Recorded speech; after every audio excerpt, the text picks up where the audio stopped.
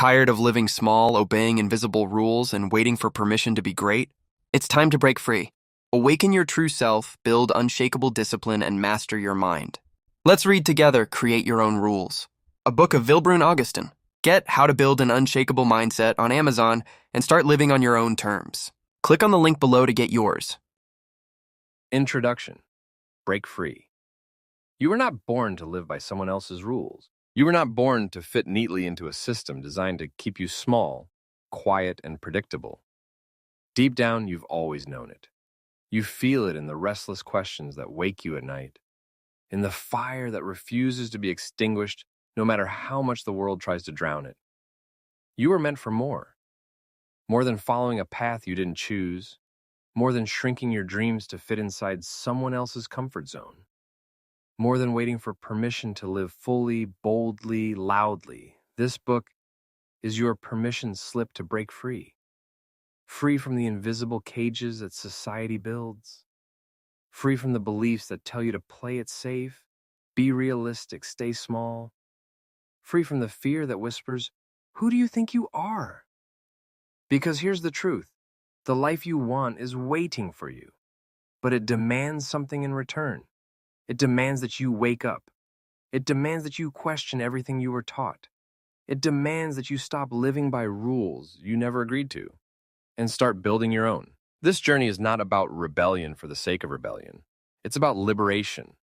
It's about living on your own terms, unapologetically. It's about creating a foundation so strong within yourself that no external circumstance, no opinion, no failure can shake you. In the pages ahead, you'll learn how to dismantle the lies you've been fed, how to rewire your mind for greatness, and how to build a life that feels deeply, fiercely, authentically yours. This is not a step-by-step manual. It's a battle cry.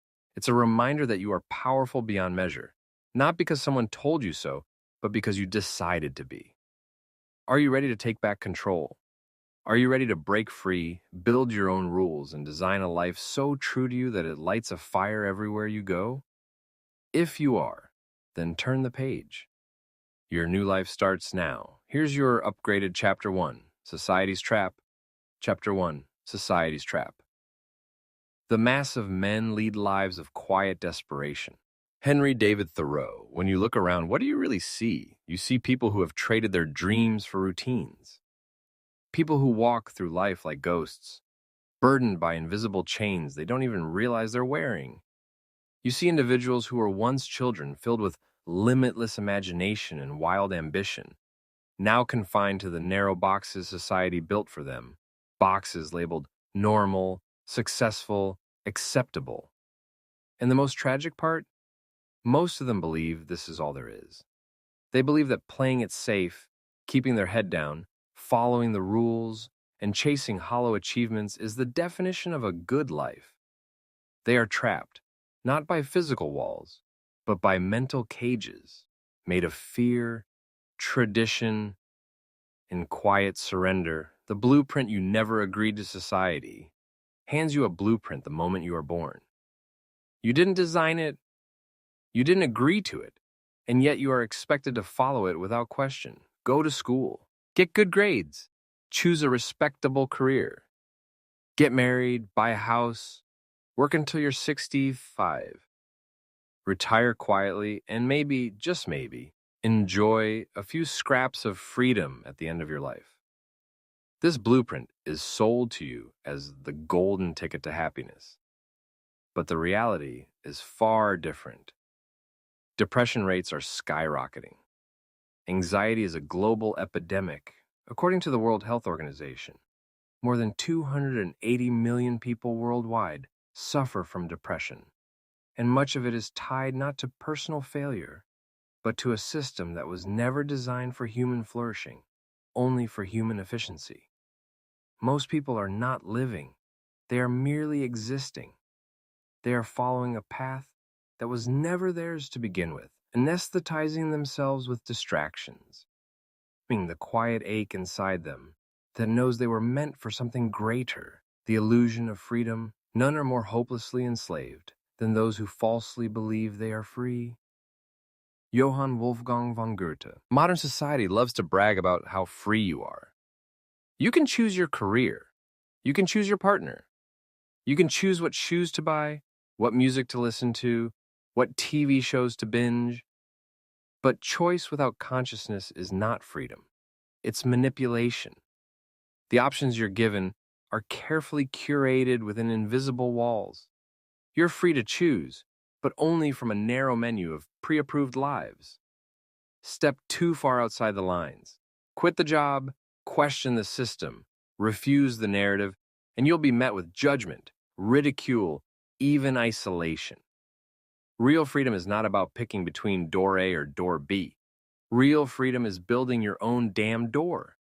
It's about questioning the entire game, refusing to play by rules you never agreed to, and writing your own script.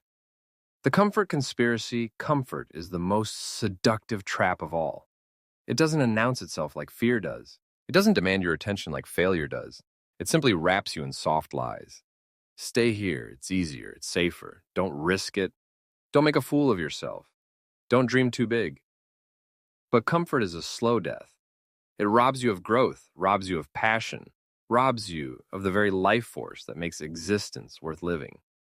Neuroscience backs this up. The brain is wired to seek safety and avoid risk.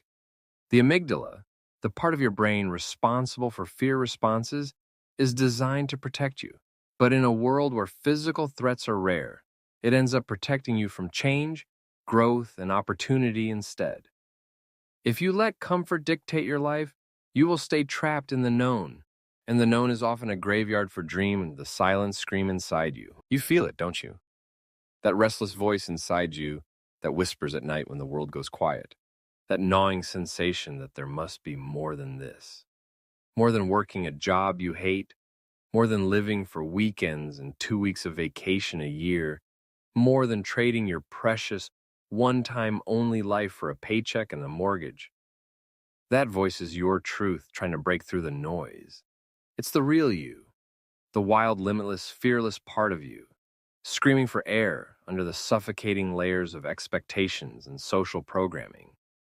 Most people silence that voice. They drown it in television, junk food, alcohol, endless scrolling. Anything to avoid facing the unbearable possibility that their life has been hijacked. But not you. If you're reading this book, it means you are different. You are ready to listen to that voice, to honor it, to follow it, even if it takes you into uncharted territory, awakening to the trap. Awareness is the beginning of liberation. Once you see the trap, you cannot unsee it.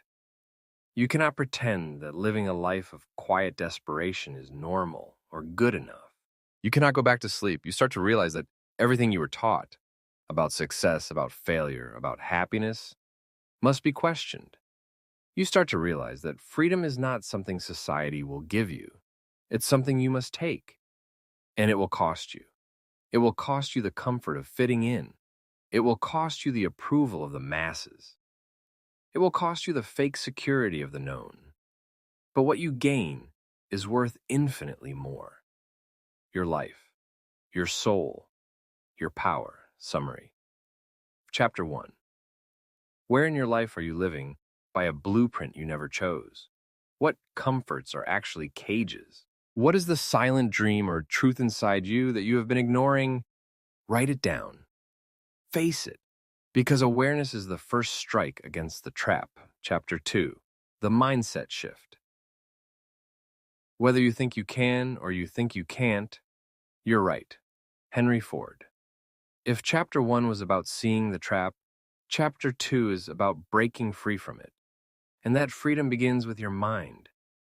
Before you change your life, your habits, your career, your relationships, you must first change your mindset, because every action you take is just a reflection of the way you think. Your mindset is the master key to everything, not your background, not your intelligence, not even your current circumstances. If your mind is still chained, your life will always be chained, no matter how hard you work. Why mindset is everything. Most people think that the external things are what hold them back. Lack of money, lack of time, lack of resources, lack of support. But the truth is far more confronting. It's not your resources that are the problem. It's your resourcefulness. And resourcefulness is born in the mind. Viktor Frankl, a Holocaust survivor and author of Man's Search for Meaning, said, "Everything can be taken from a man but one thing, the last of the human freedoms, to choose one's attitude in any given set of circumstances." Frankl endured horrors beyond imagination, yet he discovered a radical truth. Even when everything else is stripped away, you still control how you think. You still control the meaning you give to what happens. And that mindset, that inner freedom, can never be taken from you unless you surrender it. If Frankl could find meaning and strength in a concentration camp, what excuse do we have in the modern world? The mind is programmed, and you are the programmer. From the moment you are born, your mind is being programmed. Parents, teachers, media, culture, all of them pour beliefs into you before you are even old enough to question them. You are taught what is possible for you, what is impossible, what you deserve, what you should and shouldn't want. And if you never wake up, you live your entire life running someone else's software. But here's the liberating truth. You can reprogram your mind. You can delete the beliefs that no longer serve you. You can install new ones that empower you. Your mind is not a prison unless you treat it like one. It is a muscle, and like any muscle, it can be strengthened, expanded, and sharpened through conscious effort. Fixed mindset versus growth mindset. Psychologist Carol Dweck introduced two powerful concepts that define how people approach life: the fixed mindset and the growth mindset. A person with a fixed mindset believes their abilities, intelligence, and worth are static. They believe they are either born with talent or not. They fear failure because it feels like a final judgment on who they are. A person with a growth mindset believes abilities can be developed through dedication and hard work. They see failure not as proof of inadequacy, but as a stepping stone to mastery. If you believe you are stuck, you will stay stuck. If you believe you can grow, evolve, and transform, you will, no matter how long it takes, no matter how many times you fall down. Success is not reserved for the lucky. It is reserved for those who believe they can create it and refuse to stop trying. The war. Inside your head. You must understand, the biggest war you will ever fight is not out there. It's not with your boss, your parents, your friends, or your enemies. The biggest war you will ever fight is inside your own head. Every day, two voices battle for control. One voice whispers doubt, "You're not good enough. Why even try? You'll fail. It's safer to stay small." The other voice whispers courage. "You are more powerful than you know. Every failure is a lesson. Every risk is a doorway. You are capable of greatness." The voice you feed is the life you live. Feed doubt and you live in fear. Feed courage and you live in freedom. Changing your mindset isn't a one-time event. It's a daily battle. It's a lifelong discipline.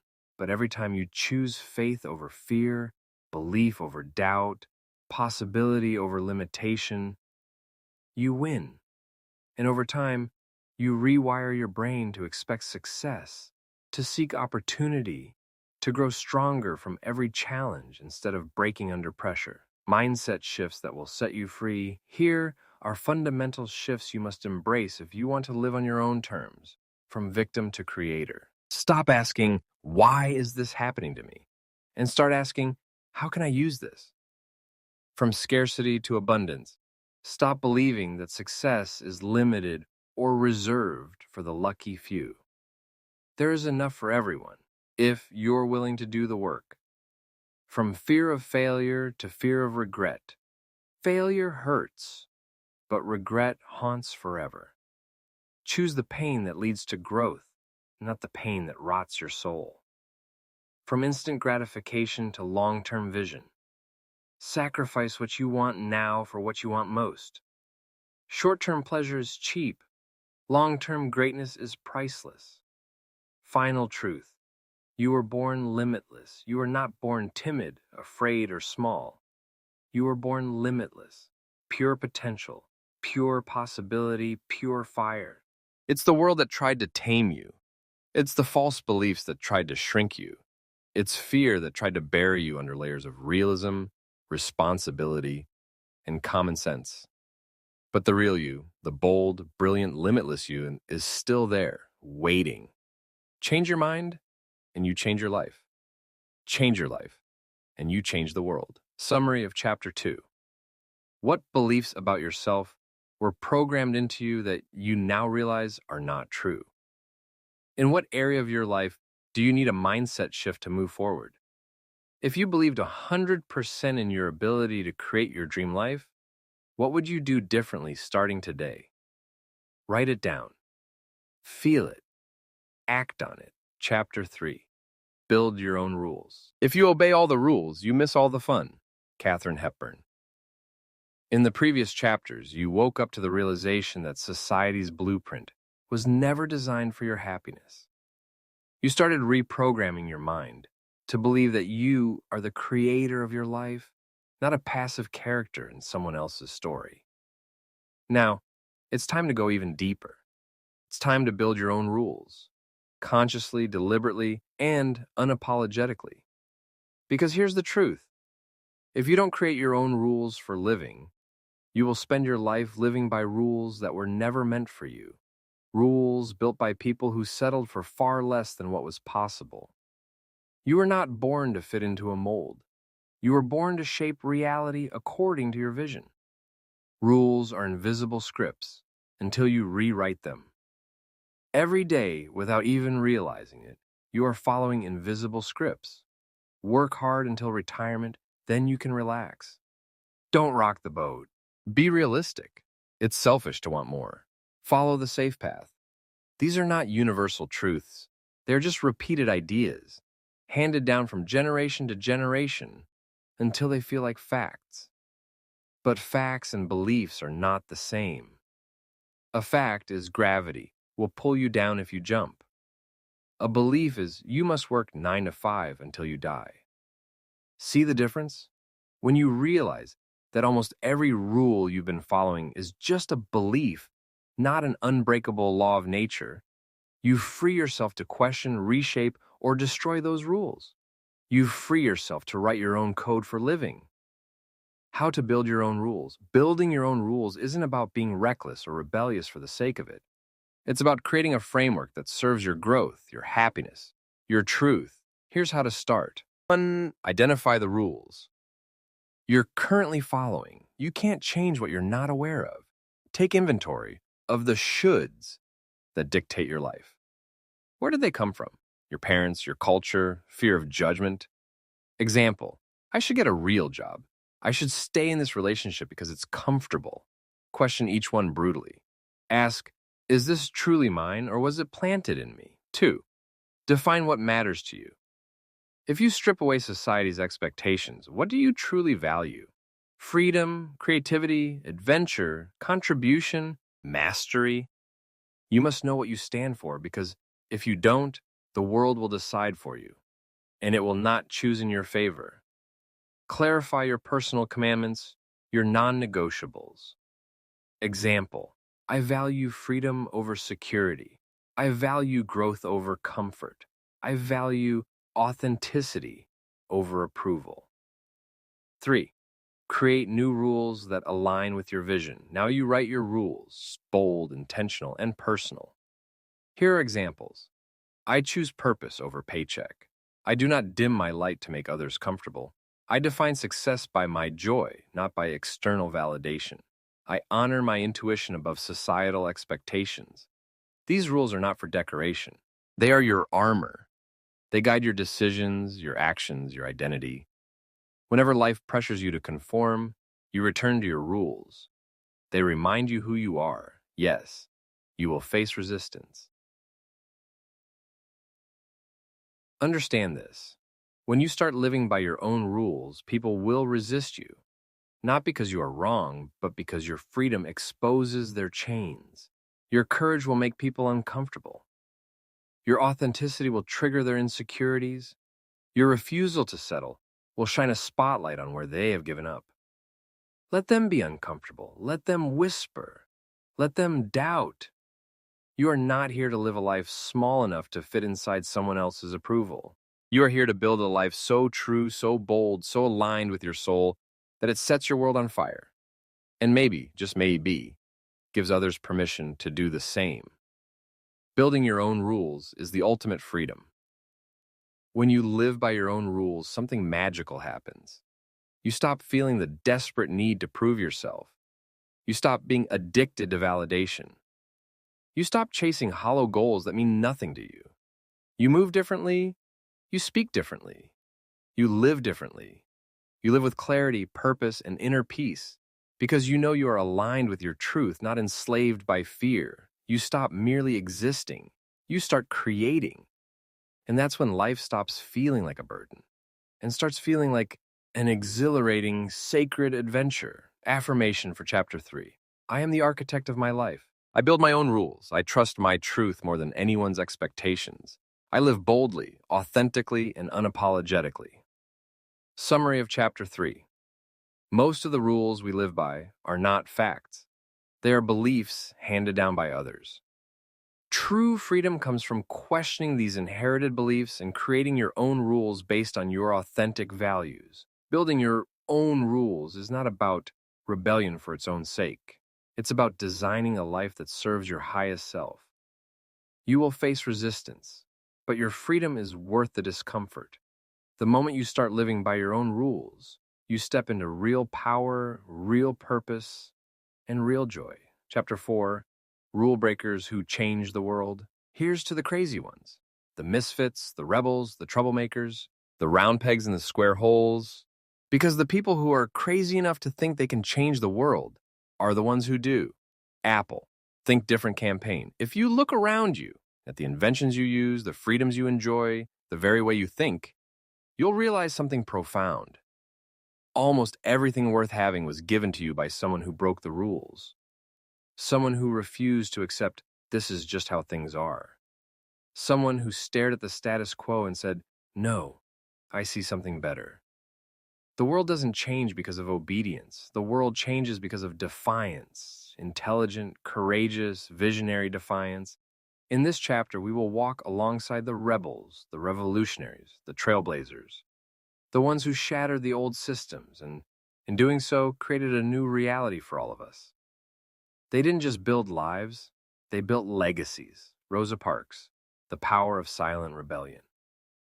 In 1955 in Montgomery, Alabama, a woman named Rosa Parks boarded a segregated bus after a long day's work. At that time, the law dictated that black passengers must give up their seats to white passengers if the bus became crowded. But that evening, when the driver demanded that Rosa give up her seat, she quietly refused. She didn't shout, she didn't argue, she simply said, no. That single act of defiance sparked the Montgomery bus boycott, a movement that lasted over a year and became one of the foundational battles of the American civil rights movement. Rosa Parks didn't have an army. She didn't have political power. She had her courage and her refusal to obey an unjust rule. And because of that, the world shifted. Never underestimate the power of one individual saying enough. Steve Jobs, breaking the rules of innovation. Steve Jobs didn't just build products. He built a new philosophy of technology. That machines should not just be functional, they should be beautiful, intuitive, and an extension of human creativity. When everyone else in the tech world was focused on hardware specs and complexity, Jobs focused on simplicity and experience. When others saw personal computers as tools for business and academics, he saw them as tools for dreamers, artists, and visionaries. Jobs didn't play by the traditional rules of corporate behavior either. He was intense, emotional, and uncompromising in his vision. He once said, "It's better to be a pirate than to join the Navy." He wasn't interested in fitting into the old system. He was interested in building an entirely new one. And because he did, the world changed forever. Elon Musk, rewriting the rules of what's possible. In a world where the auto industry was dominated by gasoline giants and space exploration was considered the sole domain of governments, Elon Musk dared to imagine something different. Electric cars that weren't slow, ugly, or impractical, but fast, sleek, and aspirational. Private space missions that could not only launch satellites, but could one day take humans to Mars. When he launched Tesla, people laughed. When he launched SpaceX, people mocked. Experts said he would fail, that what he was attempting was impossible. But Musk didn't care about the experts. He cared about physics, first principles, and an unrelenting belief that the future could be better if someone was crazy enough to build it. Breaking the rules isn't safe. It isn't comfortable. It demands everything you have. But if you are willing, it can change the course of history, the spirit of rule breakers. What connects all these figures and countless others who change the world is not luck, genius, or even timing. It is a mindset that refuses to accept limitations placed by others. They embody these truths.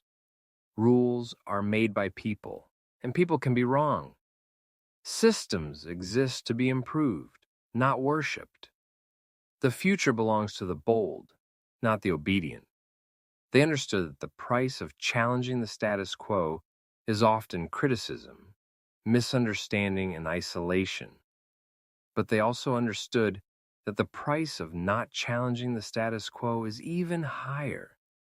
It's the death of dreams, the stagnation of humanity, the slow decay of potential. You cannot wait for permission to live greatly. You must claim it. You must decide that your vision matters more than your comfort, that your mission matters more than fitting in, that your soul's fire is too precious to extinguish for the sake of approval. Affirmation for Chapter 4. I am a rule breaker, a trailblazer, a visionary. I honor the rebels who came before me by living my truth fearlessly. I create a future that defies limits and inspires others to rise. Summary of Chapter 4. Throughout history, the people who have changed the world were not the obedient. They were the rebels, the visionaries, the rule breakers. Rosa Parks, Steve Jobs, and Elon Musk are powerful examples of individuals who refused to accept outdated systems and instead created new realities.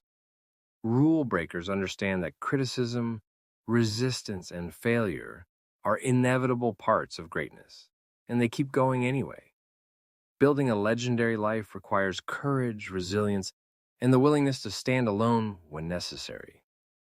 You honor those who changed the world before you by refusing to shrink, refusing to conform, and daring to live your own revolutionary truth. Chapter 5. Teach people how to treat you. You teach others how to treat you by what you allow, by what you reinforce, and by what you do not confront.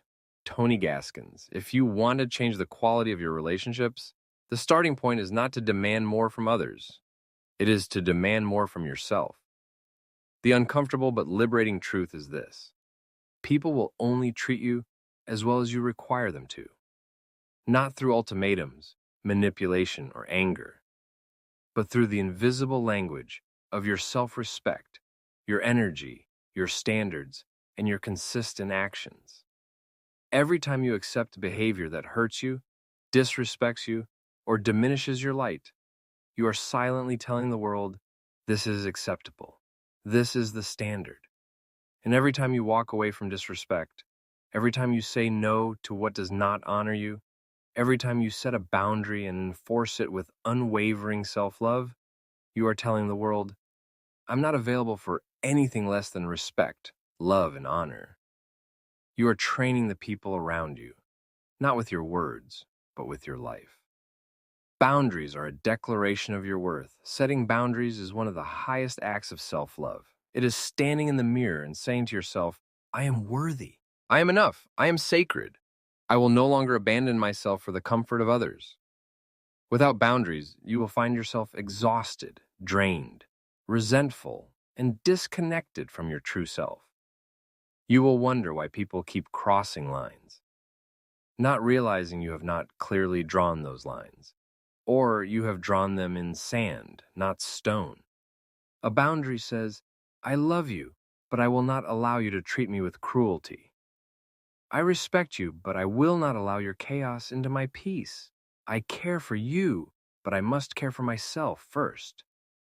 Boundaries are not punishments. They are parameters for real love, rooted in respect and mutuality. Every time you enforce a boundary with grace and firmness, you reinforce the truth that you are not desperate for connection. You are discerning about it. You don't beg for crumbs when you know you are worthy of a feast. Standards are the silent architects of your life. Your standards are the silent but powerful architects of your relationships, your friendships, your career, and your destiny. High standards are not about being judgmental, arrogant, or unkind. High standards are about honoring yourself so deeply that you refuse to accept what doesn't nourish your spirit or align with your values. When your standards are low, you send out a signal of scarcity. I don't believe I deserve better, so I'll take whatever is available. When your standards are high, you send out a signal of abundance. I trust that the right people, opportunities, and blessings will align with my worth. Examples of non-negotiable standards: emotional availability and clear communication in relationships, mutual effort, loyalty, and trust in friendships, respect for your time, energy, and boundaries in all areas of life. Your standards become the filter through which your life is shaped. They are the gatekeepers of your peace, your power, and your future. The higher your standards, the fewer the problems. The higher your standards, the better the company. The higher your standards, the greater your joy. Toleration is silent permission. Whatever you tolerate, you invite into your life. Whatever you overlook, you approve. Whatever you excuse, you endorse. Mistreatment, manipulation, inconsistency, or disrespect sends a clear message.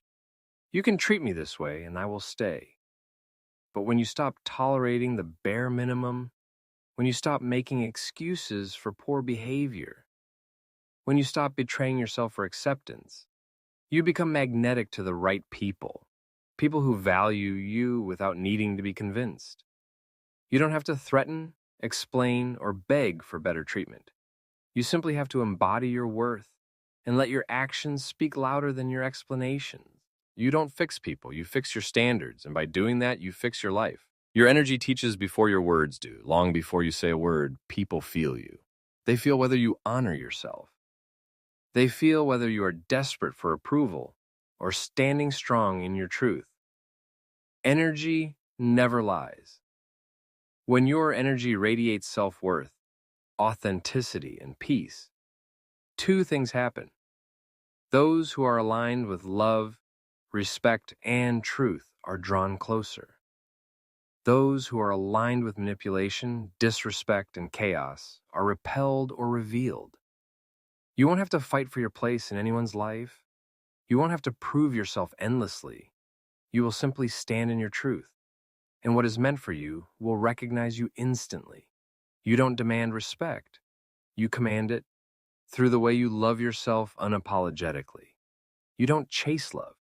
You attract it by refusing to abandon your soul for anyone. You don't lower your standards to meet others at their comfort level.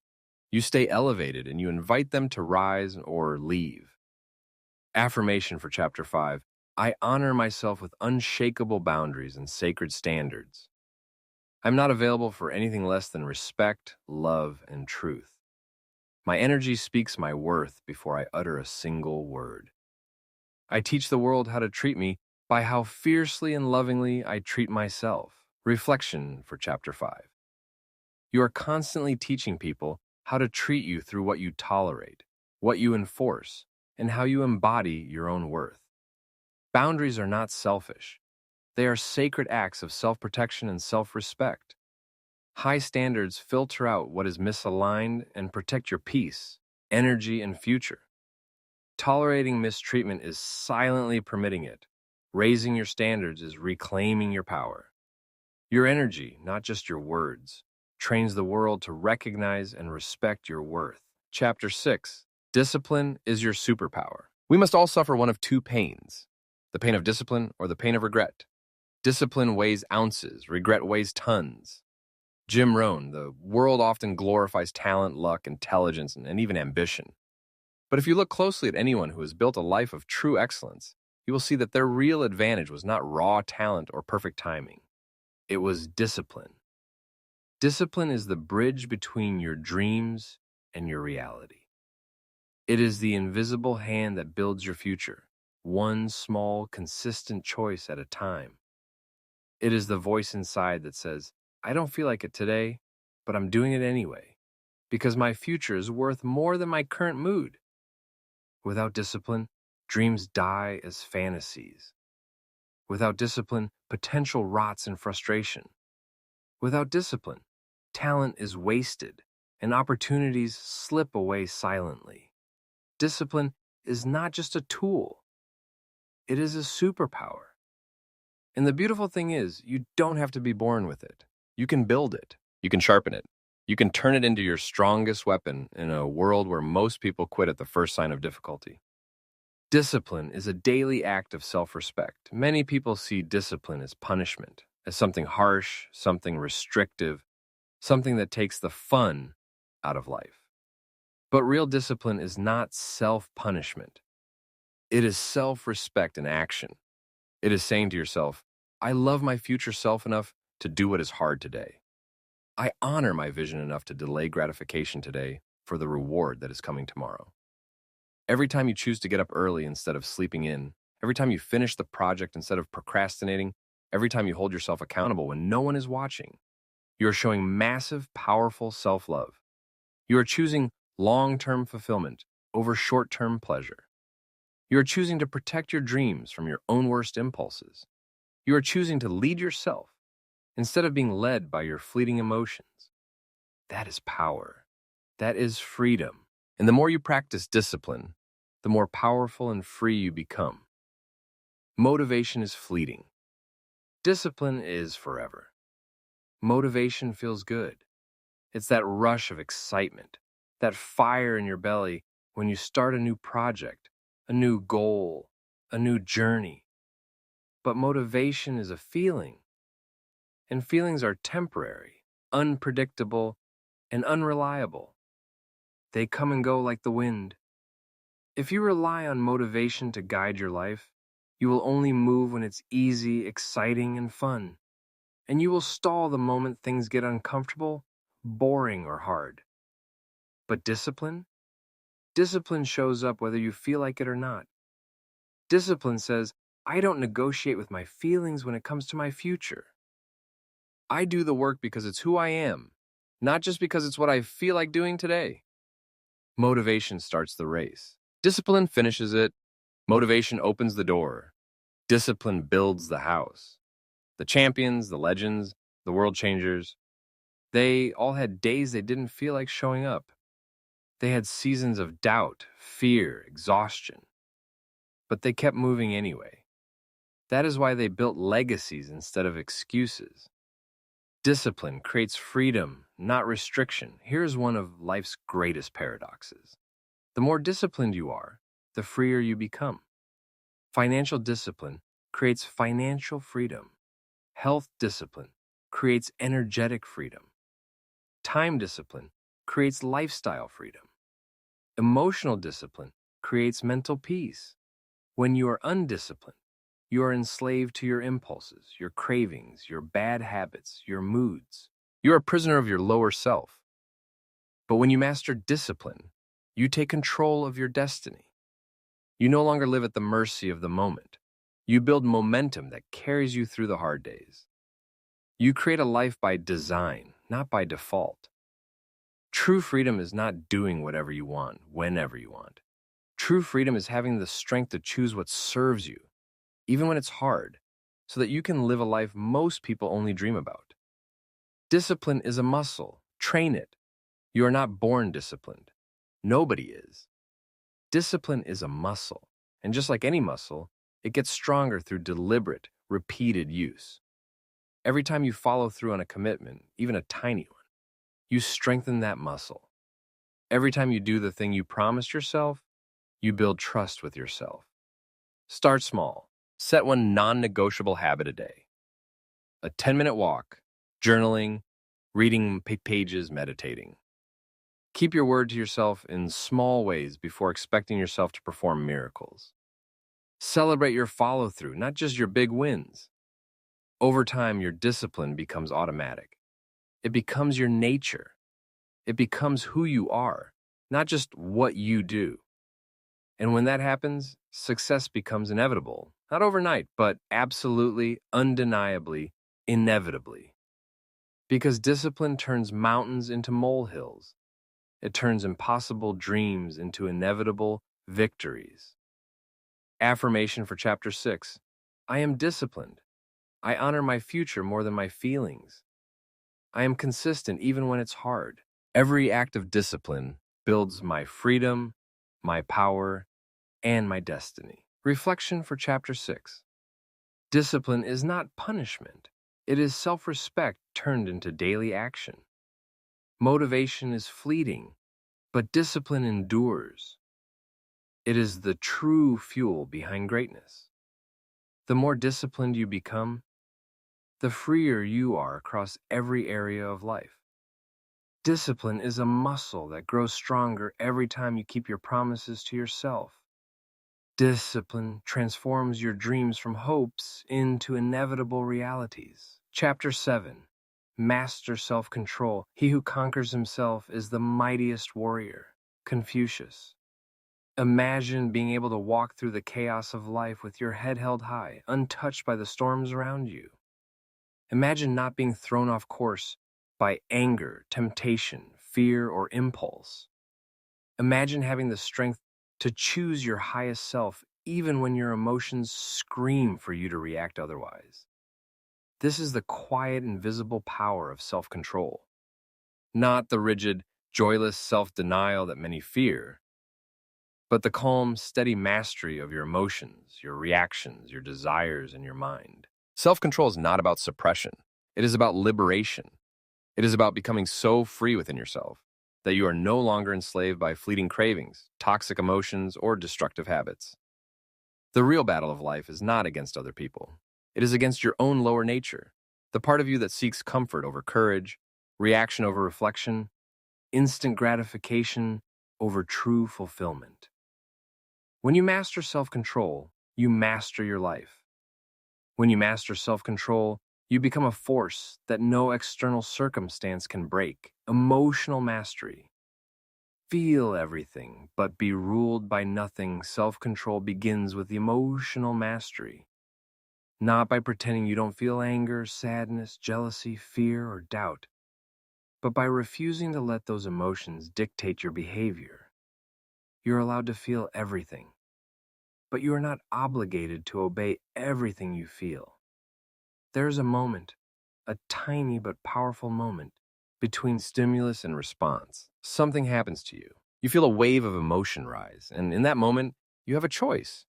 React blindly and lose yourself in the emotion, or breathe, pause, observe, and respond with intention. The more you practice choosing the pause, choosing to respond, not react, the more powerful you become. You are not your anger. You are not your fear. You are not your insecurities. You are the calm observer behind them, capable of choosing wisdom over chaos. Master your emotions, and you master your reality. Impulse control. Choose long-term greatness over short-term comfort. In every moment of temptation, whether it's the urge to procrastinate, to lash out, to binge, to quit, you are standing at a crossroads. The road of impulse, easy now, regret later. The road of discipline, hard now, glory later. Impulse control is the art of choosing your highest self over your immediate urges. It is the refusal to let a moment of weakness sabotage a lifetime of greatness. Every time you resist the easy wrong and choose the harder right, you strengthen your future. You train your mind to delay gratification. You train your spirit to withstand storms. You build a life based on intention, not impulse. The price of impulse control is high in the short term. Discomfort, discipline, patience. But the rewards are priceless in the long term. Success, peace, pride, power. Mental discipline. Your mind is a garden. Protect it. Your mind is the control center of your life. Whatever thoughts you plant, nurture, and water will eventually grow into the fruits of your reality. If you allow negativity, doubt, fear, and distraction to dominate your mind, your life will reflect that chaos. If you train your mind to focus, to believe, to stay grounded, and to stay resilient, your life will mirror that excellence. Mental discipline means watching your thoughts with vigilance, challenging the lies your fears try to tell you, feeding your mind with truth, positivity, knowledge, and empowerment daily, refusing to marinate in negative, toxic, self-defeating narratives. You cannot always control what thoughts appear, but you can control which ones you entertain. You can control which ones you believe, feed, and act upon. Train your mind, and your life will follow. Self-control is the gateway to true power. Self-control is not just another skill, it is the gatekeeper of every other form of mastery. Without self-control, you cannot be consistent in your goals. You cannot build healthy relationships. You cannot create financial stability. You cannot protect your peace. With self-control, you can resist distractions and finish what you start. You can build love based on patience, respect, and understanding. You can create a life of abundance by saying no to short-term temptation. You can stand strong under pressure while others collapse into chaos. Self-control is how you build a life you are proud of. It is how you stay steady in a world addicted to instant gratification and emotional reactivity. And the best part? Self-control, like discipline, is a muscle. It grows stronger every time you use it. Every battle you win within yourself makes you stronger for the next one. You don't have to be perfect. You just have to be stronger than your excuses one more time, then you are weaker. Victory is built one inner battle at a time. Affirmation for Chapter 7. I am the master of my emotions, my impulses, and my mind. I choose my highest self over my temporary urges. I control my reactions, and therefore, I control my destiny. Every act of self-control strengthens my power and my peace. Reflection for Chapter 7. Self-control is not about suppressing emotions, but mastering your response to them. Impulse control empowers you to choose long-term greatness over short-term comfort. Mental discipline protects your mind, focuses your energy, and shapes your future.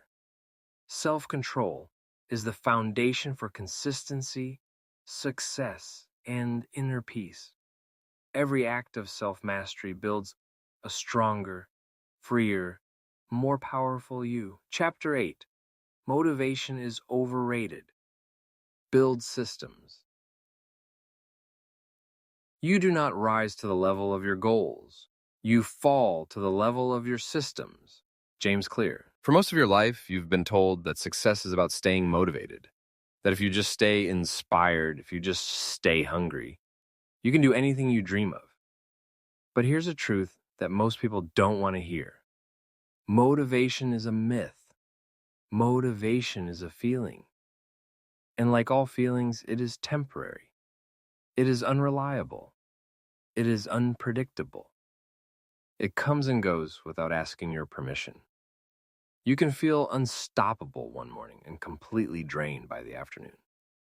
You can wake up full of energy one day and wake up the next day drowning in self-doubt. If you build your life around motivation, you are building your future on quicksand. You are depending on an unstable, vanishing force to carry the weight of your dreams. And that is why most people fail. Not because they are lazy, not because they are incapable, but because they are chasing motivation instead of building systems. Systems don't care how you feel. Systems don't need you to be excited. Systems don't require you to be inspired. Systems work, day after day, rain or shine, good mood or bad mood, because they are built to operate independently of your emotions. If you want real success, sustainable, unstoppable success, you must stop relying on motivation and start relying on systems. Systems are the structures that carry you through resistance. Imagine two people standing at the bottom of a mountain. Both have the dream of reaching the top. One says, I'll climb whenever I feel inspired, whenever the sun shines, whenever my energy is high. The other says, I will climb at the same time every day, whether I feel like it or not. I'll create a plan, steps, checkpoints, supplies, schedules. I'll make it part of my day no matter what. Who do you think reaches the summit? Who builds momentum even through fatigue, bad weather, and discouragement? The second climber wins not because he was more motivated, but because he built a system. A system is a structure, it is a rhythm. It is a non-negotiable pattern you design for yourself so that the work happens automatically, regardless of how inspired or lazy you feel.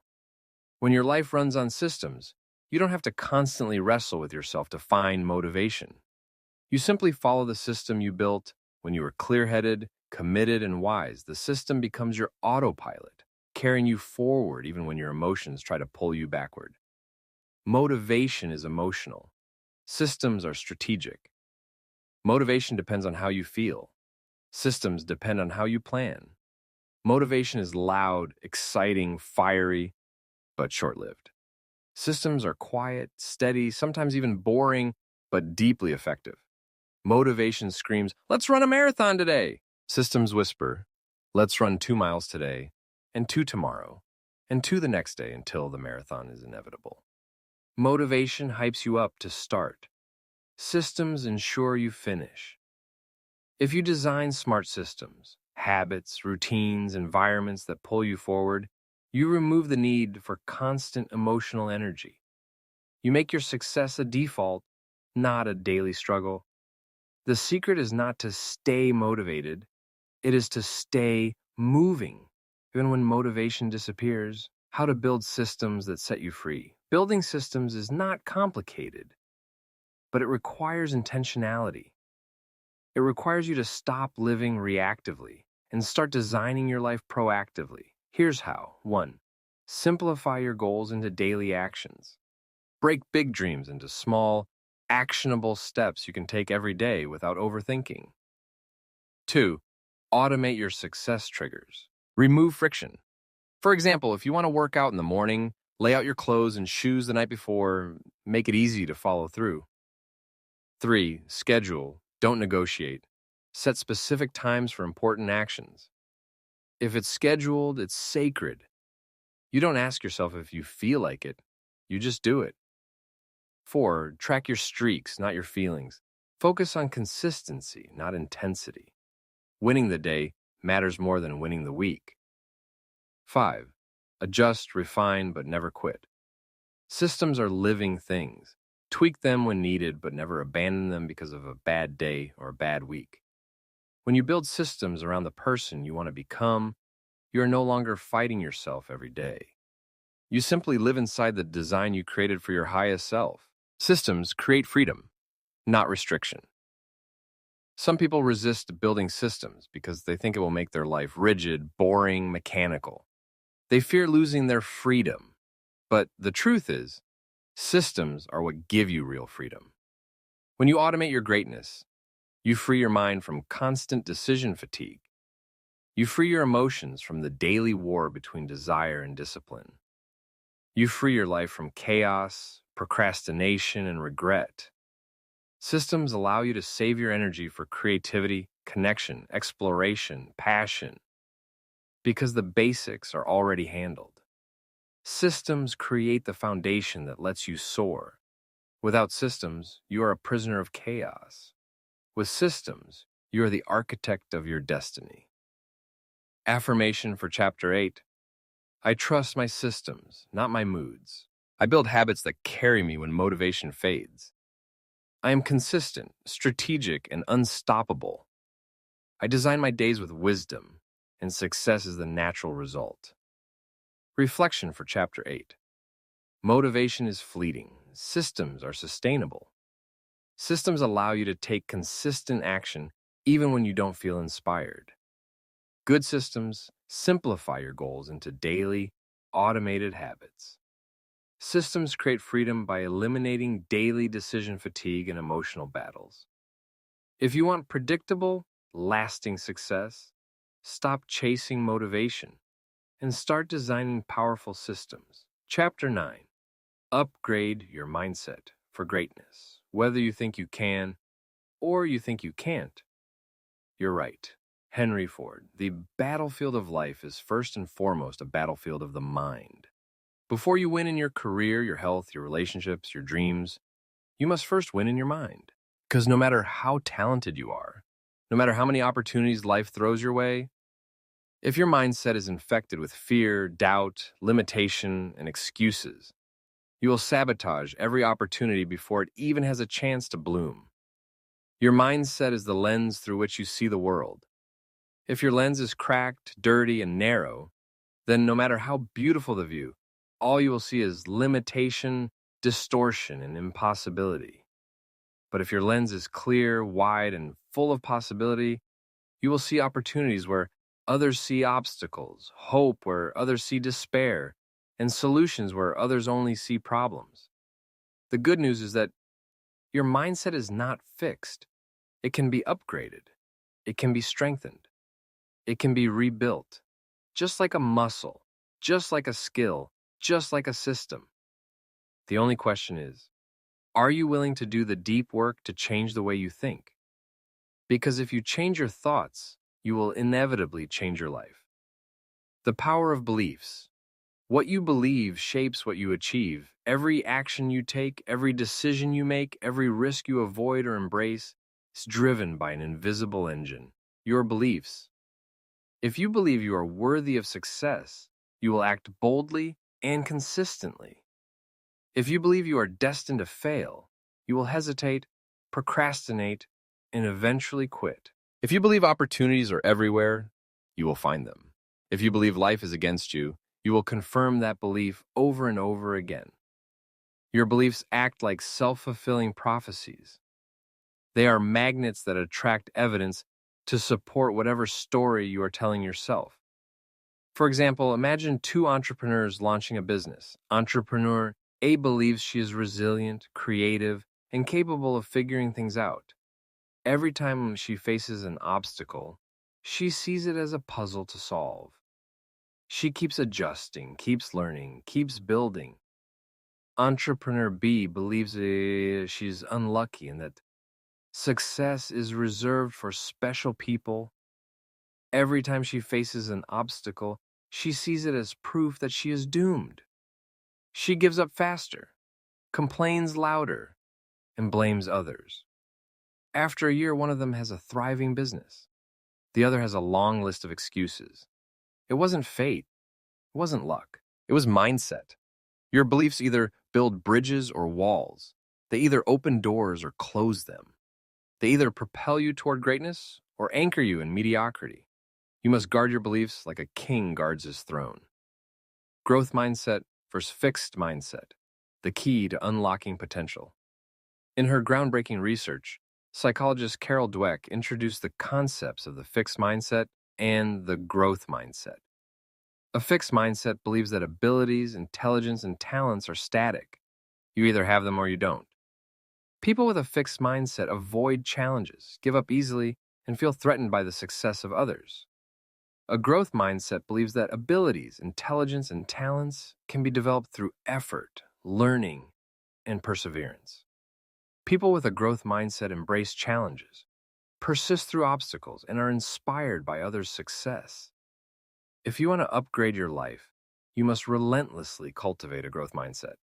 This means seeing failure not as a dead end, but as a stepping stone. Welcoming feedback, not resenting it. Replacing the fear of looking foolish with the excitement of learning. Knowing that where you start is never where you have to end up. Every great leader, inventor, artist, athlete, and visionary was once a beginner. They didn't succeed because they never failed. They succeeded because they refused to stay small. They chose growth over comfort every single time. And so can you. Upgrade your inner dialogue. Speak power into your life. The conversations you have with yourself shape your destiny. Your self-talk, those silent, constant whispers in your mind, either empower you or enslave you. Ask yourself, are you speaking to yourself like a champion or like a victim? Are you building yourself up or tearing yourself down? Are you making excuses or making plans? For example, instead of saying, I'm not good at this, say, I'm learning and I'm getting better every day. Instead of thinking, I'll never succeed, affirm, every day I'm getting closer to my goals. Instead of, I can't handle this, reframe it to, I have handled so much already. I'm stronger than I know. Your words are spells. Speak wisely. Speak powerfully. Speak as if your life depends on it, because it does. Environment shape mindset. Build a life that reinforces growth. You cannot expect to maintain a strong mindset while living in a weak environment. Environment is stronger than willpower. The people you surround yourself with, the information you consume, the routines you follow, all either reinforce greatness or sabotage it.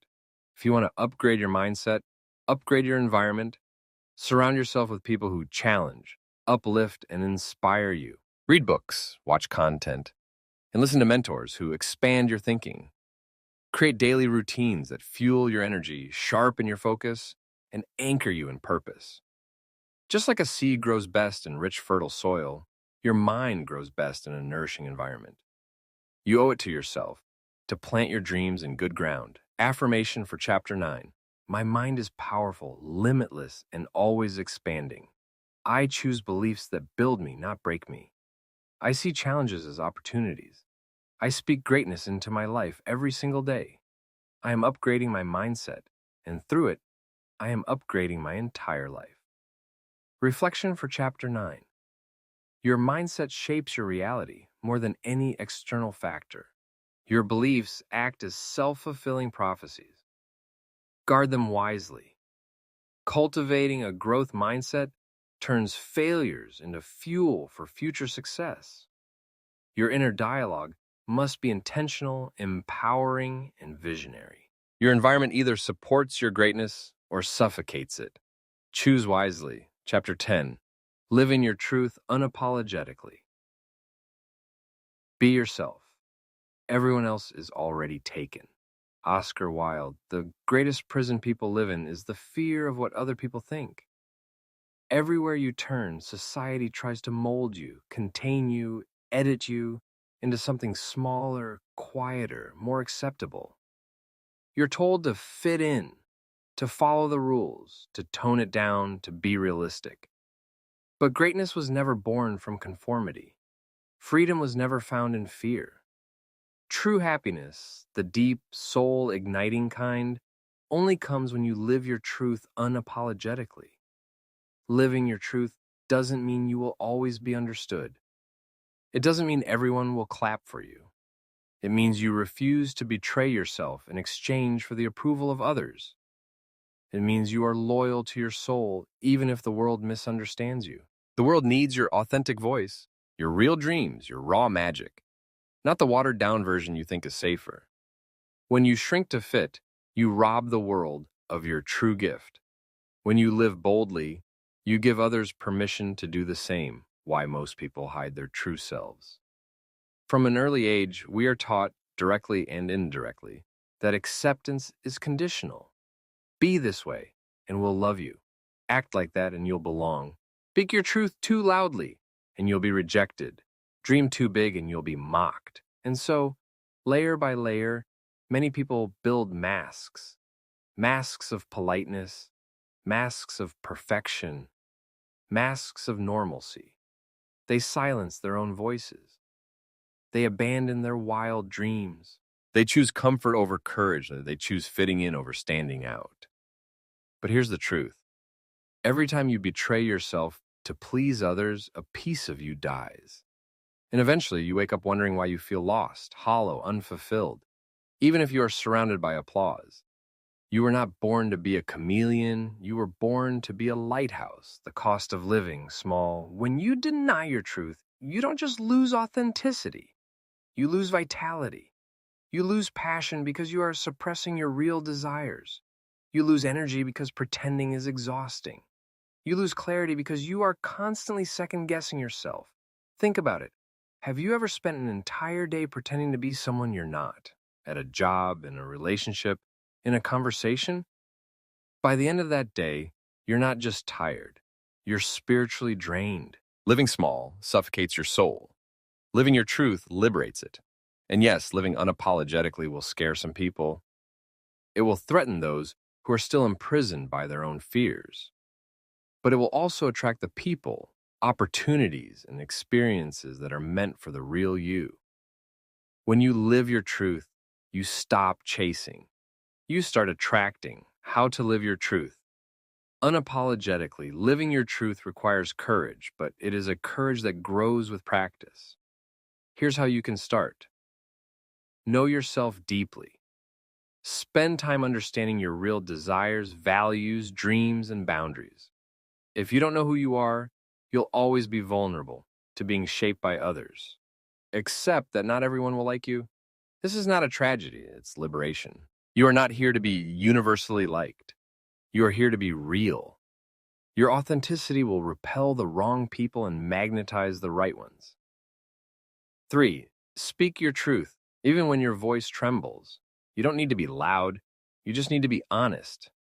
Speak what's real for you, respectfully but firmly. With every small act of honesty, your confidence grows. 4. Set boundaries without guilt. Living your truth means honoring your needs, even when others don't understand. Boundaries are not selfish. They are self-respect in action. 5. Celebrate your uniqueness. What makes you different is what makes you powerful. Stop trying to blend in when you were born to stand out. Real-life example. The power of being unapologetically. You consider Lady Gaga. Early in her career, people told her she was too weird, too different, too theatrical. If she had listened to them, she might have watered herself down into another forgettable pop singer. Instead, she leaned into her uniqueness, her bold fashion, her dramatic performances, her raw vulnerability, and in doing so, she built a global empire, not by fitting in, but by standing out. When you live unapologetically, you don't compete. You dominate your own lane. There's no competition when you are fully, fiercely yourself. Affirmation for Chapter 10. I honor my truth with courage and pride. I'm not here to fit into a mold. I'm here to shatter it. I speak, live, and love authentically. My truth is my power, and I live it unapologetically every single day. Reflection for Chapter 10. Living your truth requires courage, not perfection. Every time you choose authenticity over approval, you reclaim your freedom. Masks might win you temporary applause, but only truth wins you real fulfillment.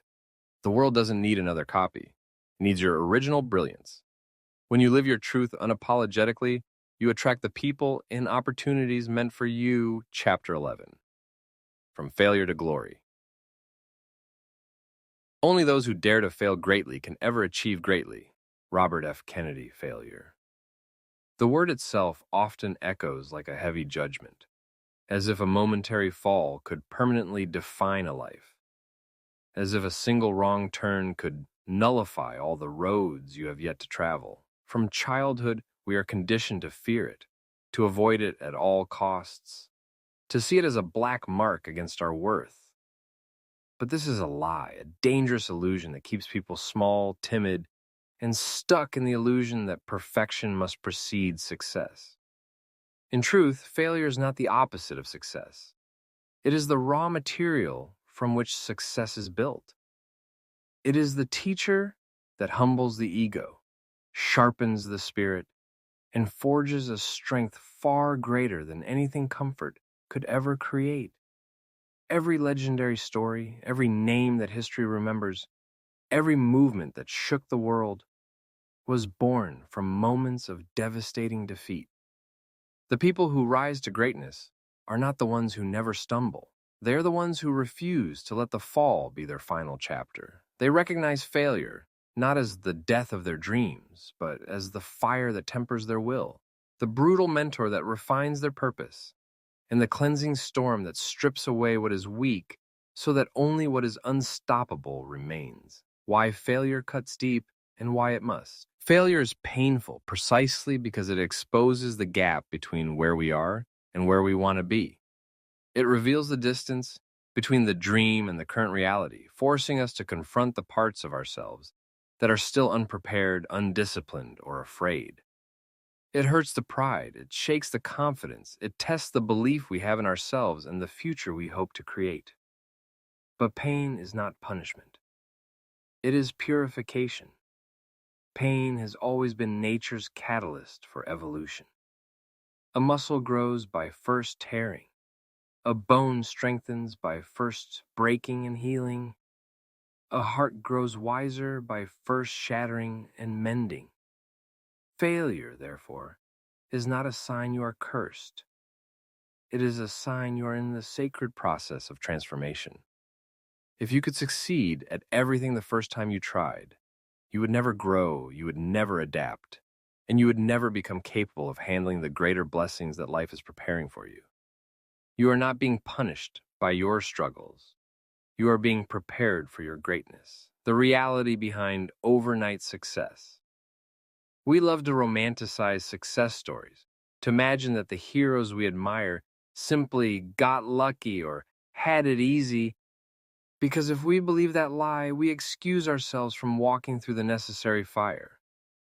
But behind every overnight success is often a decade of unseen sacrifices, humiliations, late nights, early mornings, bankruptcies, betrayals, tears cried alone in dark rooms, and moments when quitting seemed easier than continuing. Steve Jobs was fired from the very company he founded. Oprah Winfrey was told she was unfit for TV. Colonel Sanders was rejected over 1,000 times before someone believed in his fried chicken recipe. Albert Einstein was called slow and mentally handicapped as a child. Vincent van Gogh only sold one painting during his lifetime. But today, his work moves millions to tears. What separates the great from the forgotten is not talent, luck, or privilege. It is relentless perseverance. It is the decision to rise again and again, no matter how many times the world tries to convince you that you are done. How to transform failure into unstoppable momentum. There is a formula hidden inside every defeat, a way to alchemize disappointment into power if you are willing to look deeper rather than turning away. Face it fully without excuses or denial. The first step to transformation is radical honesty. Acknowledge where you went wrong without drowning in shame.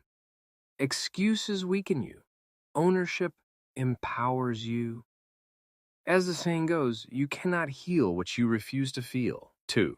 Extract the exact lesson. Every failure contains gold if you dig for it. Ask yourself, oh, what did this teach me about my weaknesses? Or what systems failed me?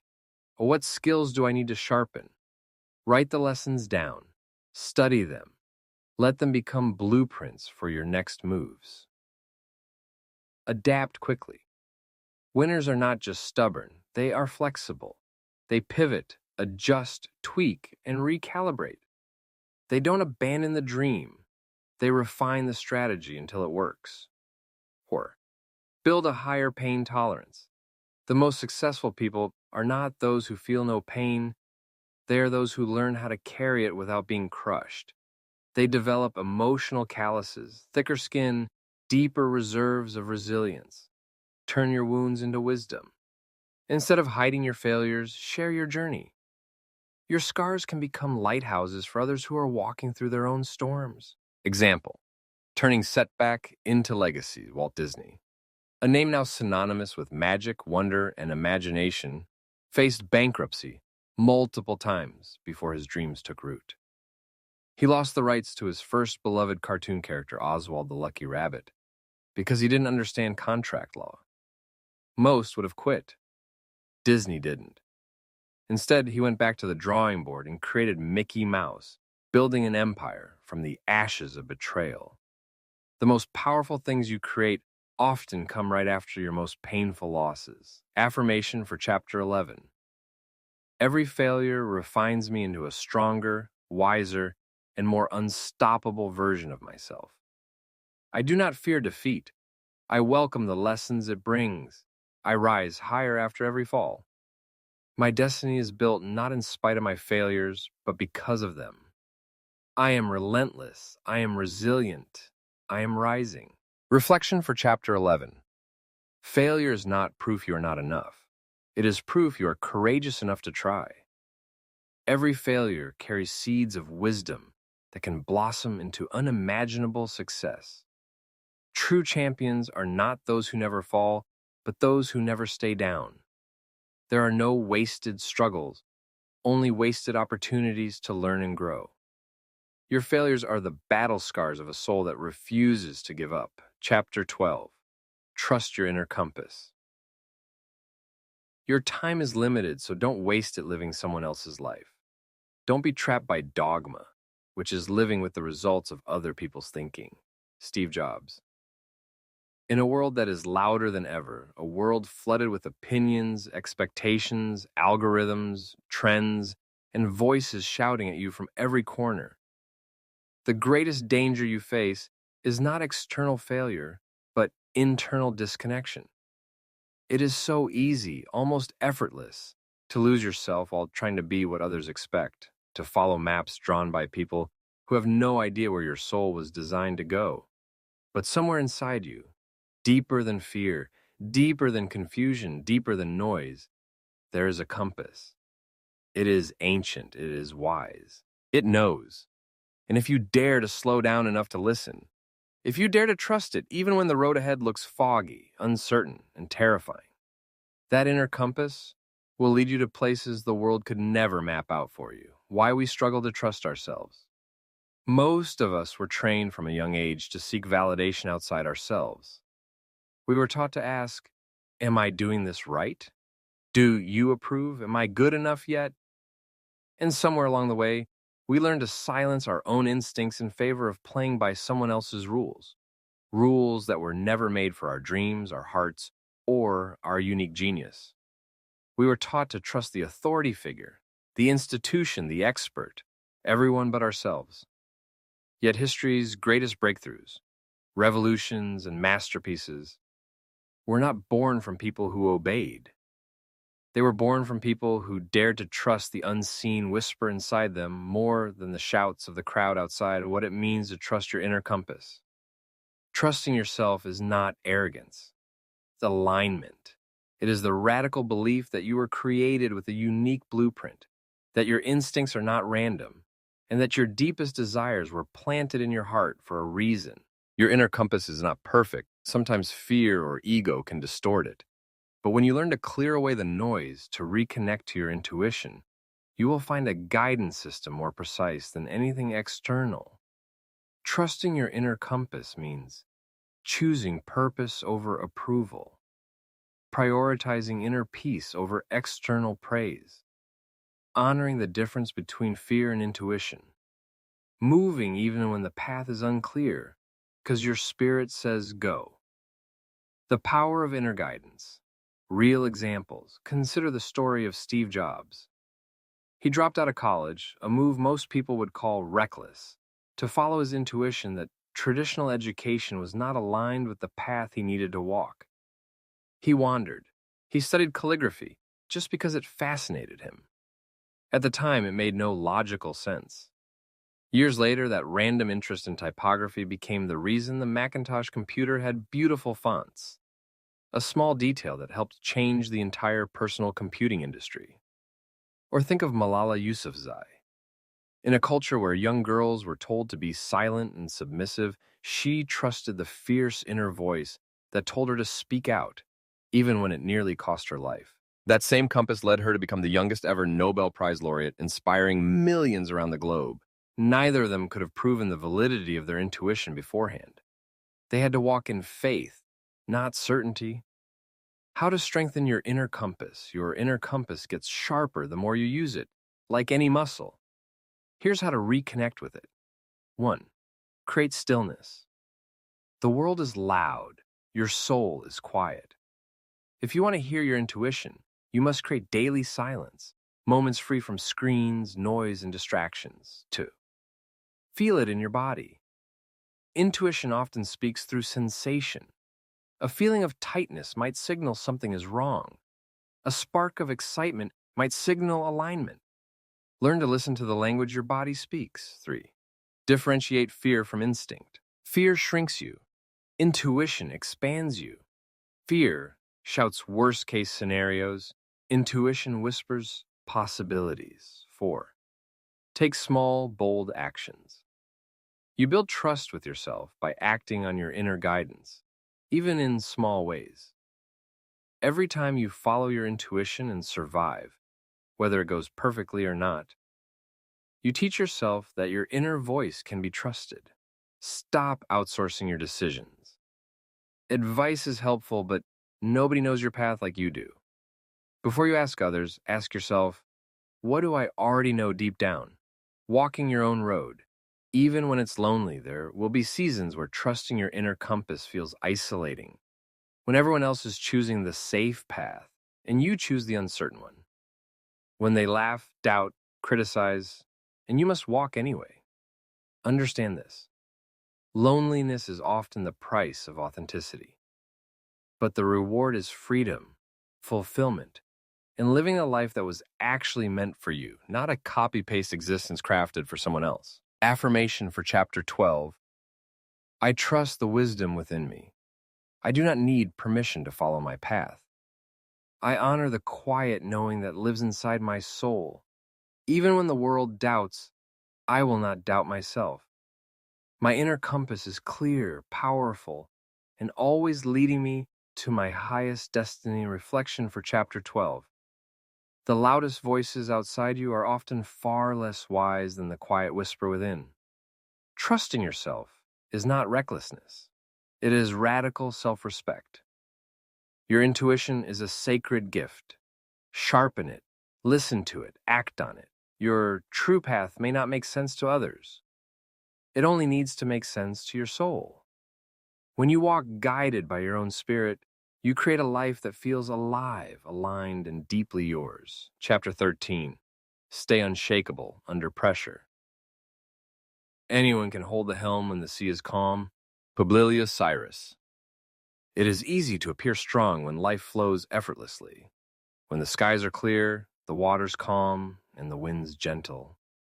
But true strength, the kind that separates the merely good from the truly great, reveals itself not when life is easy, but when everything begins to unravel. Pressure does not create weakness. It exposes it. And once it's exposed, you are given a sacred choice: to collapse under the weight of adversity, or to forge an inner resilience so powerful that no storm, no failure, no betrayal, no chaos can take from you what truly matters. Pressure is the universe's way of asking, are you ready to hold more? Are you ready to become more? Those who rise under pressure are not superhuman. They are simply those who chose to anchor deeper when everything outside them tried to pull them apart. Why pressure breaks some and builds others. When stress, challenge, and obstacles crash into your life, your nervous system reacts instinctively. Fight, flight, freeze. For most people, the shock is enough to throw them into survival mode, where fear dictates every decision. But the difference between those who survive and those who thrive is not about eliminating stress. It's about transforming your relationship to it. Some see pressure as an enemy to run from. Some see pressure as a test to endure. But the wise see pressure as a forge to evolve inside. Pressure is a mirror. It shows you where your fears live, where your patience cracks, where your belief wavers. And if you are willing to face these truths without flinching, you can alchemize your weaknesses into new strengths. The myth of calm people. Many believe calm, centered people are simply born that way, immune to chaos, naturally peaceful. This is a myth. True calmness is not inherited. It is trained, earned, and forged through deliberate practice over time. Calmness is not the absence of storms, but the mastery of staying centered within them. It is an internal decision to become the eye of the hurricane rather than another piece of debris caught in the winds. Real-life examples. Grace under fire, Nelson Mandela, after spending 27 years in prison, emerged not broken or bitter, but composed, visionary, and capable of leading a divided nation toward peace. Mandela's calmness was not naive. It was crafted daily through endurance, reflection, and spiritual discipline. Serena Williams, under the intense glare of international scrutiny and crushing expectations, learned to tune out the noise and focus solely on her inner game, a discipline that made her one of the greatest athletes of all time. Winston Churchill, in the darkest hours of World War II, when defeat seemed inevitable, summoned unwavering resolve, not because he was without fear, but because he knew that a leader's steadiness could either anchor a nation or sink it. These giants did not avoid pressure. They became greater because of it. How to stay unshakable when the world shakes you too can train this muscle of unbreakable strength. Here's how. Breathe before you react. In moments of stress, your breath is your lifeline. Slow, deep breathing activates your parasympathetic nervous system, calming the fight or flight instinct and giving you space to respond instead of react. 2. Anchor to your core values. When chaos clouds your mind, clarity comes from remembering your deeper why. What do you stand for? What will you not compromise, even under pressure? These anchors keep you steady when external conditions fluctuate wildly. 3. Control the controllables. Focus your energy only on what you can influence, your attitude, your actions, your words, and release the illusion of control over everything else. 4. Visualize pressure as growth, not destruction. Change your internal narrative. Pressure is not proof that you are failing. It is proof that you are expanding, that life is stretching you for a greater assignment. 5. Practice crisis drills. Regularly place yourself in controlled discomfort, cold showers, public speaking, physical challenges, to train your nervous system to perform under stress rather than collapse. Build an unshakable morning routine. The first hour of your day shapes your resilience. Move your body. Journal your intentions. Visualize your strength. Prepare your mind daily for the storms before they arrive. Pressure is a privilege. Think about it. The fact that you are facing pressure means you are carrying something meaningful. Pressure is a sign that you are on the frontier of growth. It is reserved for those who dare to dream bigger, risk more, and step into arenas most avoid.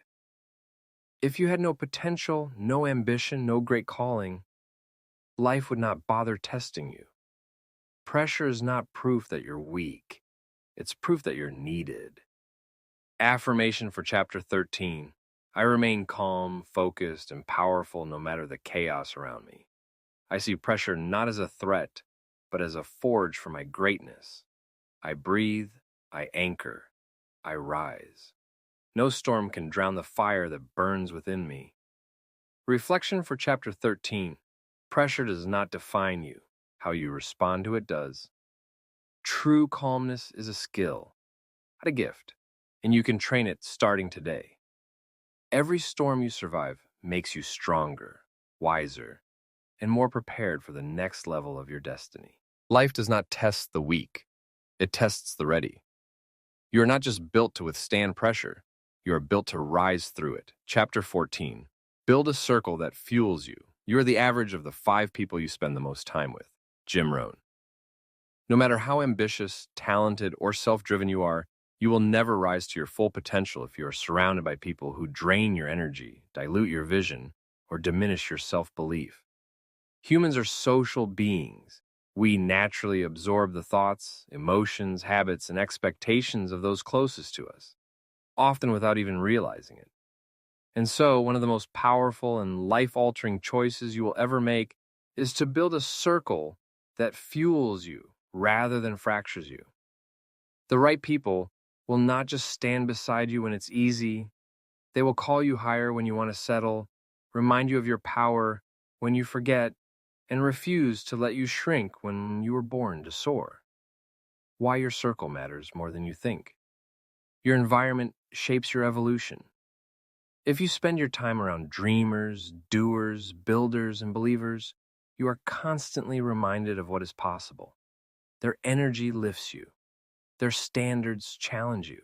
Their courage inspires you. But if you surround yourself with cynics, victims, critics, and complainers, you begin to unconsciously lower your own frequency to match theirs. Mediocrity is contagious, but so is greatness. Consider this. If you train with champions, you start thinking like a champion. If you work with creators, you start believing in your ability to create. If you align with visionaries, you start daring to dream beyond limits. On the flip side, if you spend your time with people who mock ambition, you start feeling silly for having dreams. If you are surrounded by negativity, you start expecting less from life and from yourself. Your circle can be a source of power or poison. Choose carefully. The types of people you need in your circle to build a circle that truly fuels you. Seek to fill your life with these kinds of souls. 1. The encourager. They believe in you, sometimes more than you believe in yourself. They speak life into your dreams and remind you of your strength when you feel weak. 2. The challenger. They call you out, not to shame you, but to sharpen you. They refuse to let you play small or make excuses for yourself. 3. The visionary. They think bigger than the average person.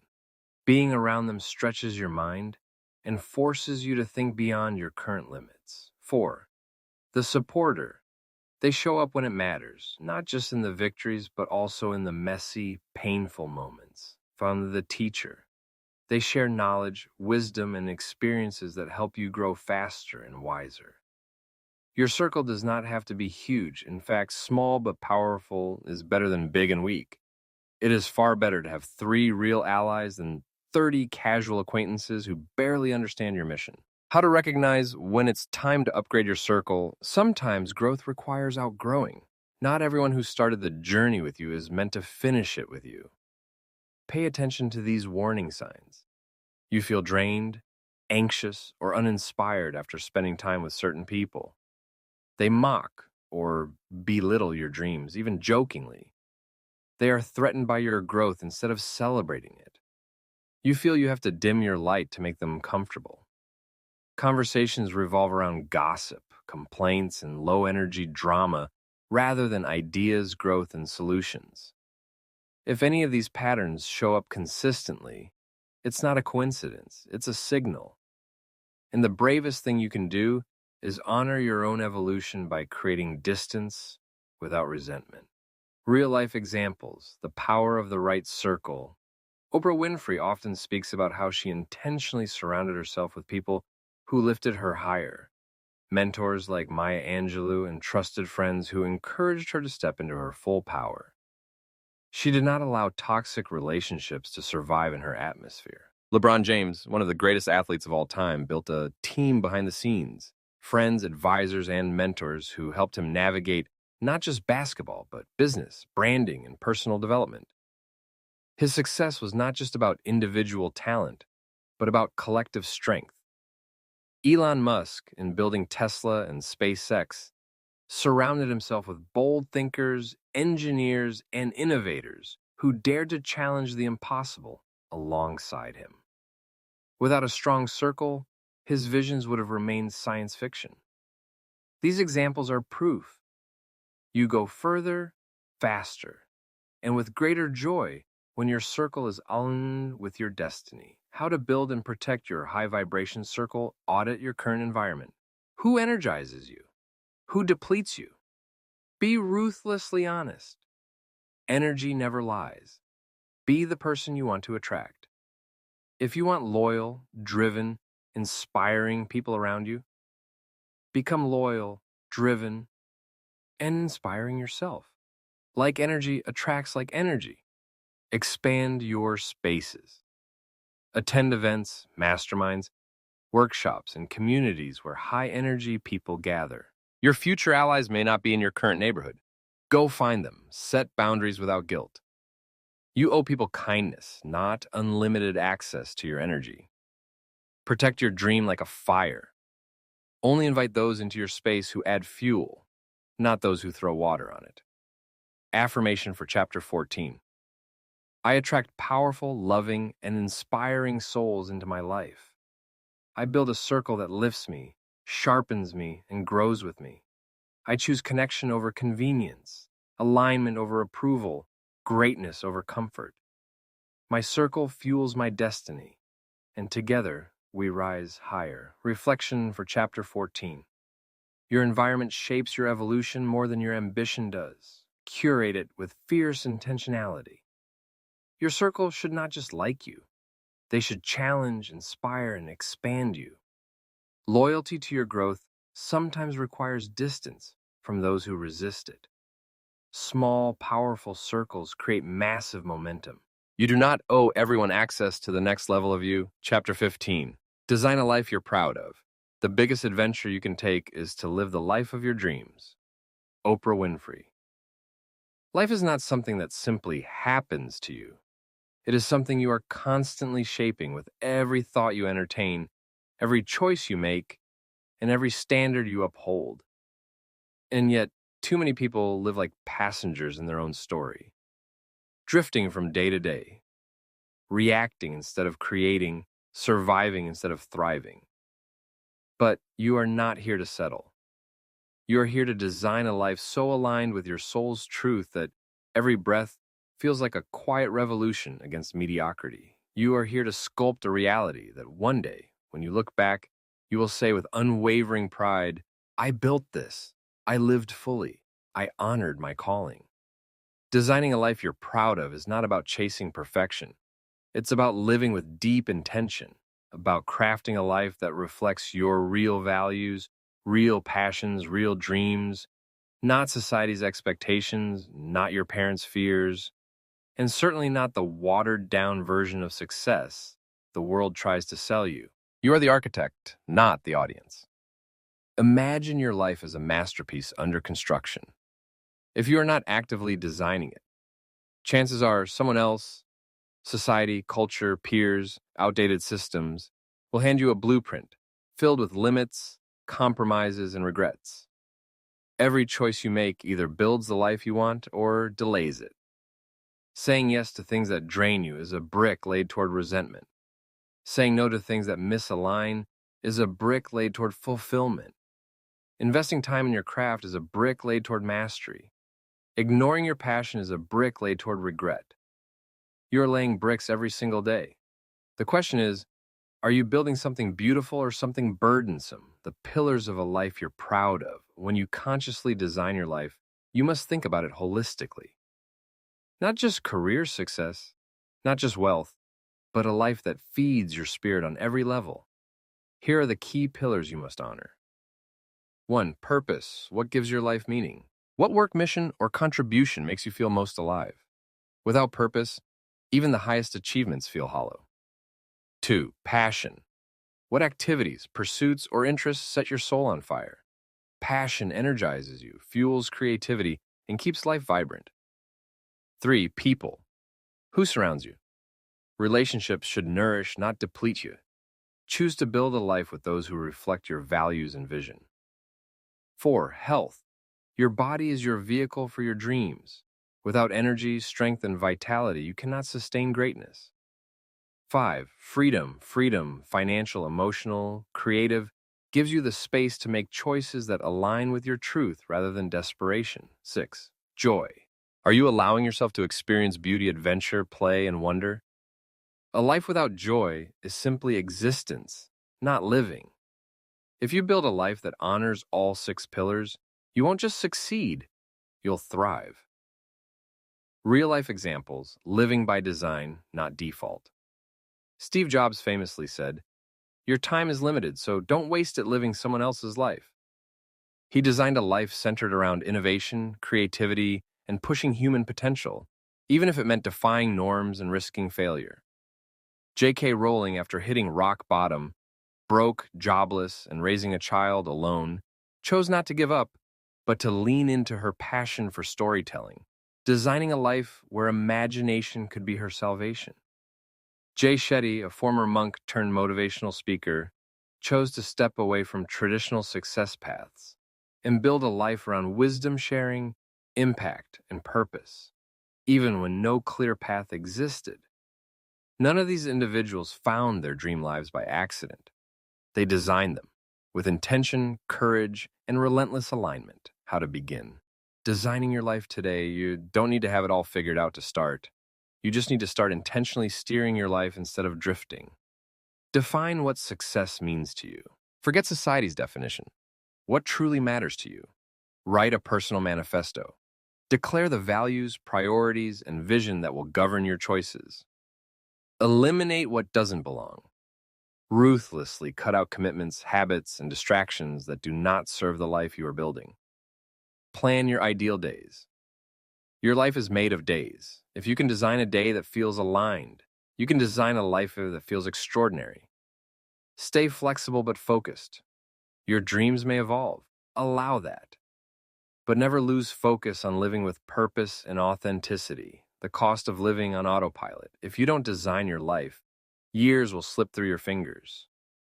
You'll wake up one day buried under a mountain of shoulds and maybes, wondering why you feel so hollow despite doing everything right. Living by default is the slowest form of self-betrayal. Designing your life is an act of radical self-respect. The truth is, it's not too late. It never is. Every new sunrise is an invitation to begin again. But this time, consciously. Affirmation for Chapter 15. I am the architect of my destiny. I design a life filled with purpose, passion, and profound joy. I refuse to settle for a life of survival when I am called to a life of greatness. Every choice I make today builds the masterpiece of tomorrow. Reflection for Chapter 15. You are not here to drift. You are here to design. Every small choice lays a brick toward your future reality. True success is living a life so aligned with your truth that you would proudly live it all over again. You are worthy of a life that excites your soul, not just one that meets your needs. Begin now. Build boldly. Live proudly. Chapter 16. The journey never ends. Success is not a destination, it's a journey. Zig Ziglar. If there's one truth that humbles the greatest achievers and inspires the boldest dreamers, it is this. The journey never truly ends. No matter how high you climb, there's always a new summit waiting to be conquered, a new depth of self to be explored, a new chapter of life asking to be lived more fully, more fearlessly, more authentically. Arrival is an illusion. There is no final destination where you get to declare, I am done evolving, because growth is not a task to complete. It is the very essence of living. The danger of believing in a finish line is that you might slow down when you should soar higher. You might settle when life is asking you to stretch. You might become a guardian of your past successes rather than a seeker of new possibilities. Life is not a box to be checked. It's a canvas to be endlessly painted. Growth is a spiral, not a straight line. We often think of growth as a ladder and a straight upward climb, but in reality, growth is more like a spiral. You will revisit old lessons, face familiar challenges at deeper levels, and return to core truths. But each time you meet them as a more evolved version of yourself. You will rediscover patience, but with greater wisdom. You will relearn resilience, but with deeper grace. You will reignite dreams, but with bolder vision. You are not going in circles, you are ascending in spirals. Each revolution around the spiral strengthens your foundation, sharpens your skills, and deepens your soul. The power of falling in love with the process. Those who achieve mastery, whether in art, business, sports, or personal development, all have one thing in common. They fall in love with the process, not just the outcome. They don't create for applause, they create because it's who they are. They don't train for medals. They train because excellence is their identity. They don't grow to impress others. They grow because stagnation feels like death to their spirit. When you detach your joy from mere milestones and anchor it in the daily practice of becoming, you unlock a level of fulfillment that external achievements can never touch. You stop chasing validation and start honoring your evolution. You stop fearing failure and Start respecting the lessons. You stop rushing the journey and start savoring the ride. Real-life examples. The endless journey of mastery. Serena Williams, after winning 23 Grand Slam titles, didn't stop striving to improve. She kept evolving her game, refining her mindset, and expanding her influence beyond tennis because true greatness is a lifelong devotion. Leonardo da Vinci, widely regarded as one of the greatest geniuses in history, once said, "Art is never finished, only abandoned." His endless curiosity about anatomy, engineering, nature, philosophy kept him learning and creating until his final days. Nelson Mandela, after spending 27 years in prison and leading South Africa through historic transformation, didn't retire into comfort. He continued to advocate for peace, equality, and human dignity until his last breath. Each of these souls understood purpose is a river that never dries up, only deepens. How to embrace the infinite journey, set goals, but stay fluid. Goals give direction, but don't let them become prisons. Growth often happens in unexpected detours. Celebrate milestones, but stay hungry. Honor your wins without becoming complacent. Every peak is also the base camp for a higher climb. Stay a student of life. Curiosity keeps you young, humble, and limitless. The moment you think you know it all, you stop truly living. Redefine success. True success is not about arriving at a static point. It's about becoming a dynamic force, always evolving, always expanding. Practice daily renewal. Just as the body needs daily nourishment, so does the soul. Feed it with dreams, challenges, wonder, and gratitude. The beauty of infinite becoming. There is an exquisite beauty in knowing that you are a masterpiece and a work in progress at the same time. You are complete, and you are becoming. You are enough, and you are limitless. You can honor how far you have come while still being excited about how much more life there is to experience, to express, to embody. The journey never ends, and that's the gift.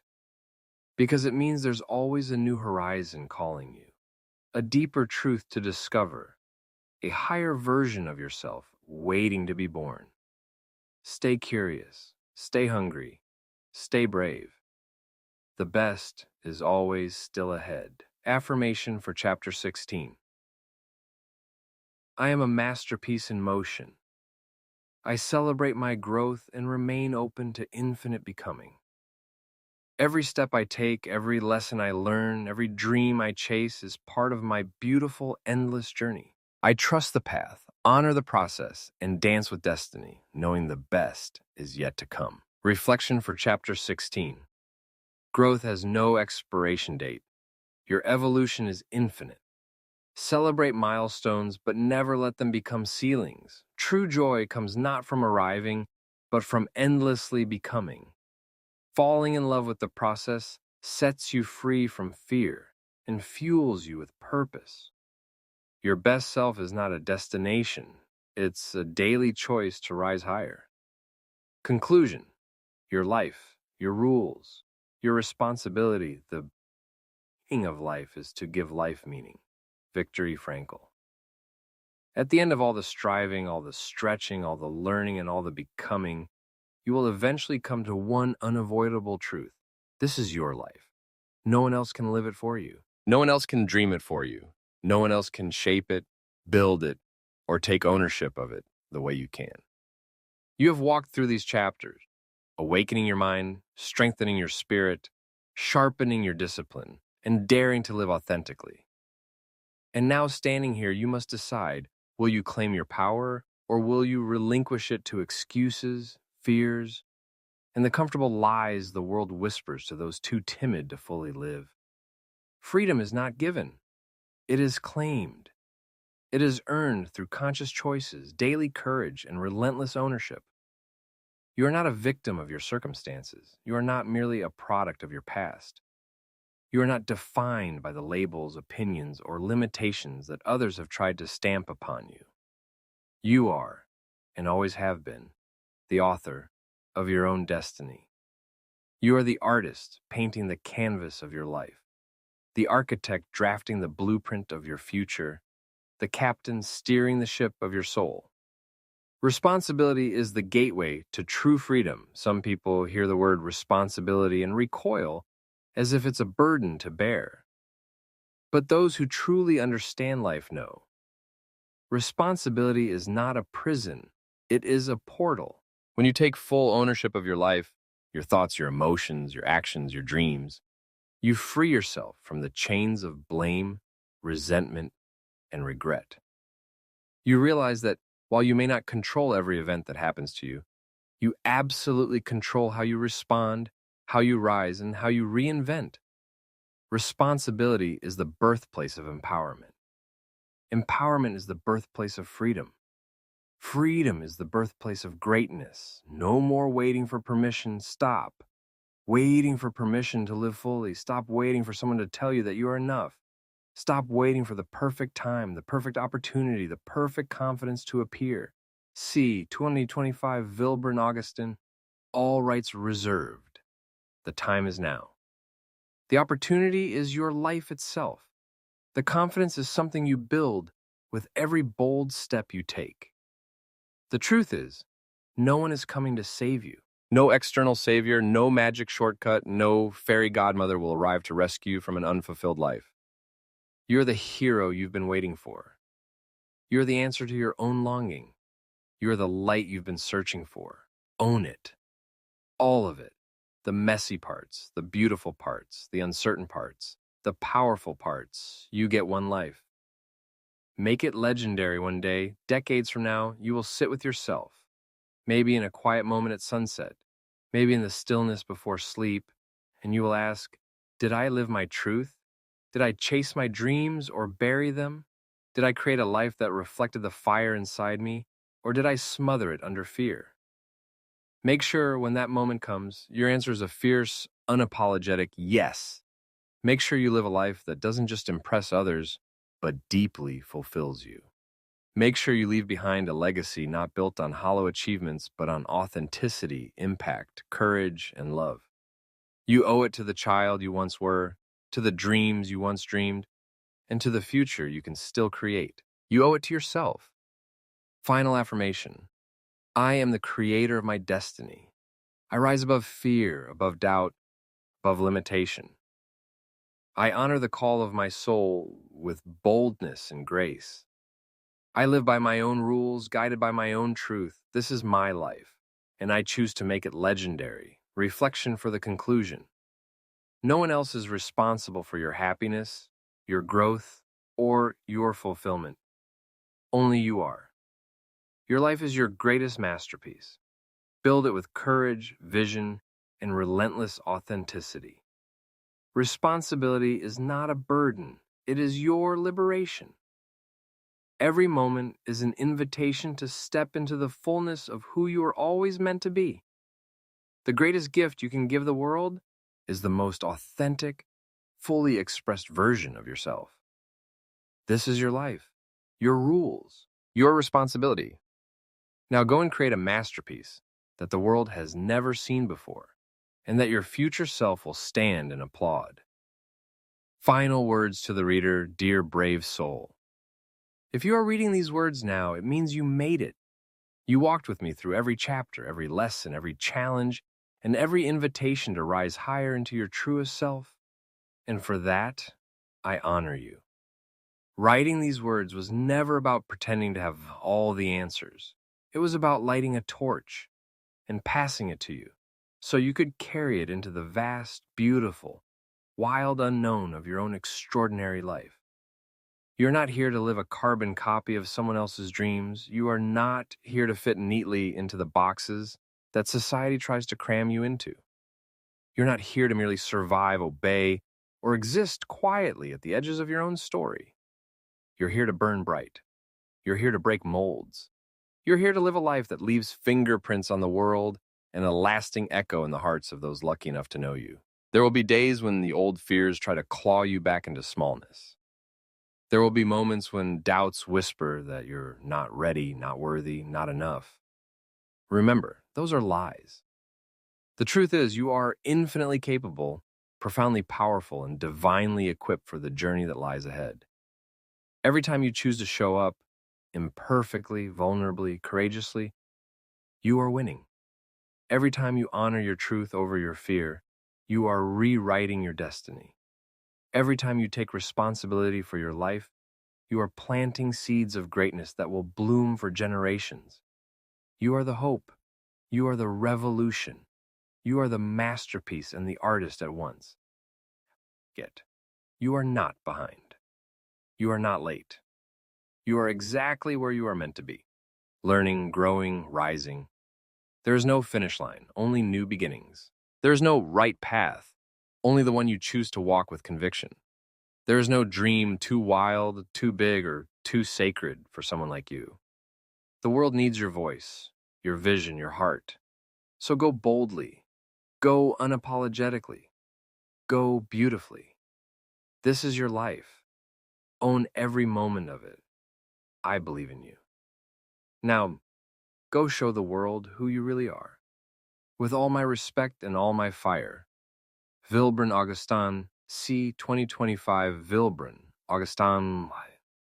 All rights reserved, dedication to the wild ones, the dreamers who refuse to be tamed, the rebels who dare to color outside the lines, the believers who still see magic in a world that sometimes forgets.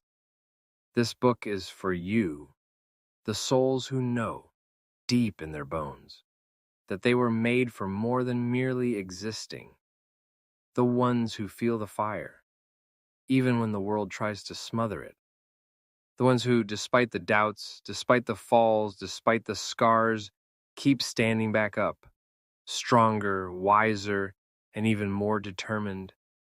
This is for every heart that has been told you can't and dared to whisper back, watch me. For every spirit that has been labeled too much and chose to stay bold anyway. For every mind that has been called crazy and went on to change the world. May these pages be a mirror reflecting your greatness back to you, a map when you feel lost, a spark when you feel dim, and a battle cry when you feel ready to rise. You are not alone. You are not mistaken for wanting more. You are not crazy for believing in your power. You are the change. You are the revolution. You are the miracle. This book is yours. This journey is yours. This life is yours. Now, go set it on fire. With all my heart, Vilbrun Augustin.